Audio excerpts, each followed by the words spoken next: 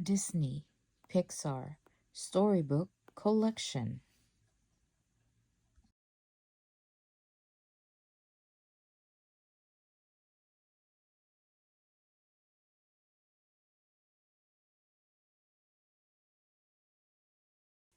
Disney PIXAR, Wall-E, Blast into Adventure. On Earth, a robot named Wall-E gathered trash. It was the 29th century, and the humans had left behind a lot of trash. Now they were up in space aboard a giant space liner called the Axiom. Robots like Wall-E had been left on Earth to clean up the mess. But now Wall-E was the only bot left. Suddenly, a spaceship touched down and a sleek white robot named Eve got off. She had been sent from the Axiom to see if enough trash had been cleared so that humans could live on Earth again. Wall-E was curious about Eve. She was very serious. Wall-E showed her all the things he had found while cleaning up the trash, such as a light bulb and a broken clock. He even danced with a garbage can lid and made her giggle. Then Wall-E showed her a plant he had found. Eve took it and shut down at once. Wall-E did his best to care for his new friend, but it was no use. She wouldn't respond. When the spaceship returned for Eve, Wall-E hid and went into space with her. Aboard the Axiom, the plant had somehow disappeared. The captain ordered Eve to go to the repair ward. He spotted Wall-E and sent him to be cleaned. Wall-E watched as the robots started to repair Eve. It looked as if they were hurting her. Wall-E crashed into the repair room and rescued her and the other robots in the repair ward who were called reject bots. They were all grateful to Wall-E. But nobody else on the Axiom was happy. They wanted to punish Wall-E and Eve. The steward bots caught up with them, but the reject bots helped their two friends get away. Eve decided that the safest place for Wall-E was back on Earth, so she led him to an escape pod. But Wall-E didn't want to leave Eve behind. As Eve tried to convince Wall-E to get inside, they heard someone coming and hid. It was Gopher, the captain's assistant bot. He had the missing plant. He put it in the escape pod and set the pod to launch and then self-destruct. He didn't want the plant to live.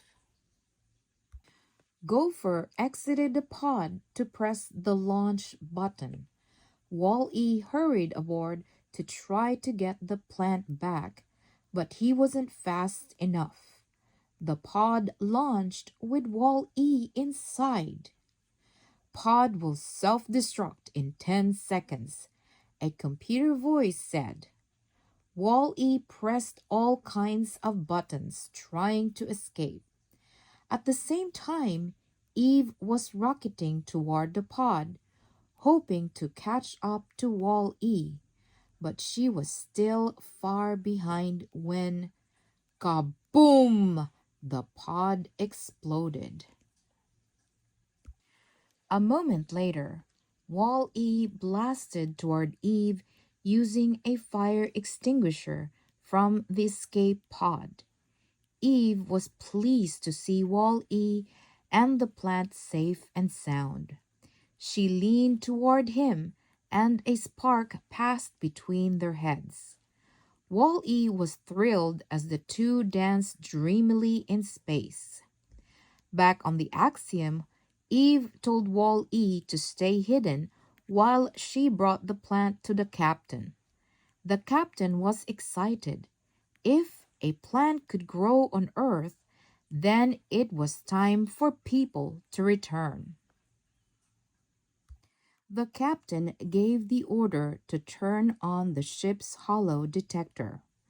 It would identify the plant.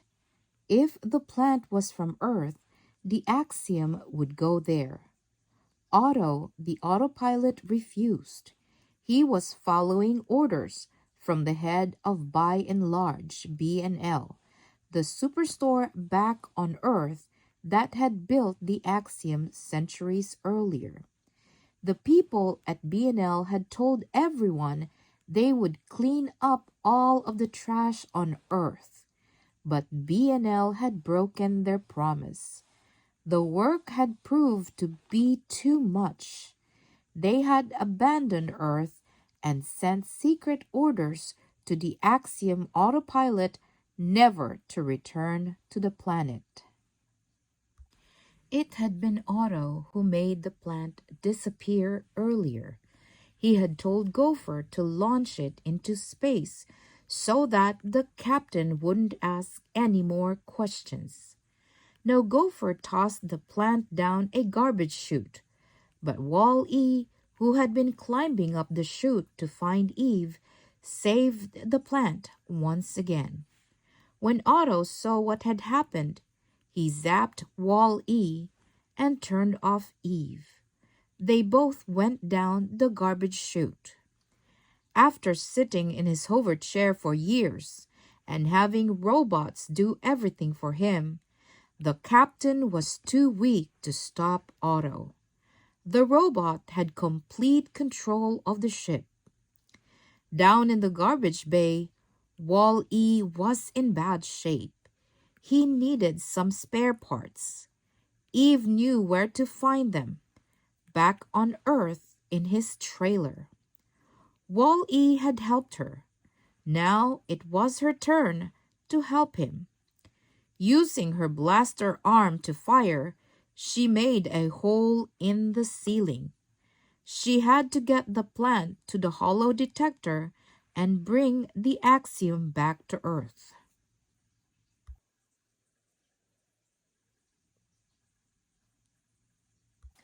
Wall-E and Eve dodged the stewards with more help from the reject bots, while the captain struggled with Otto for control of the bridge.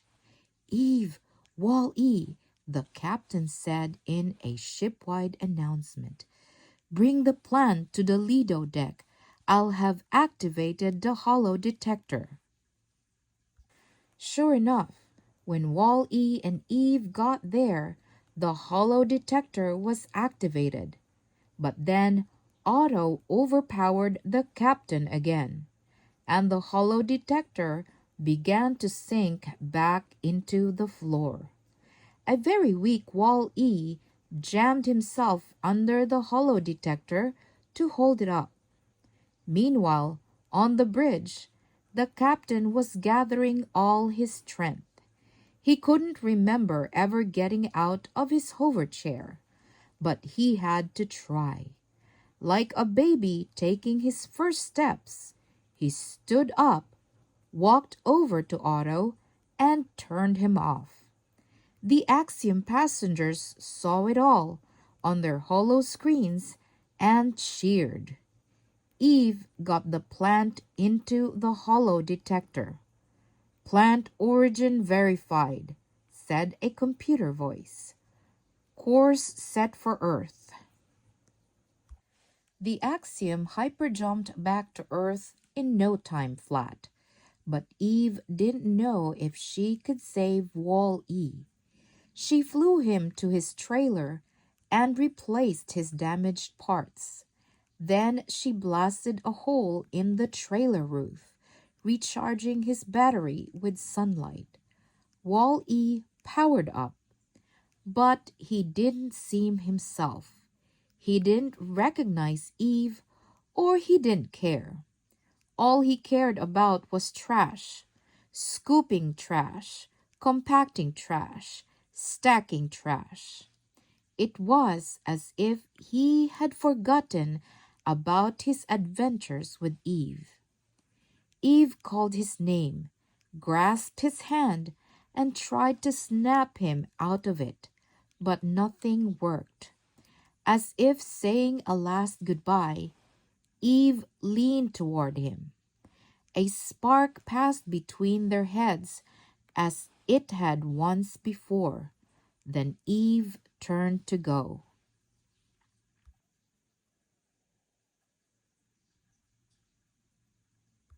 But Wall-E didn't let go.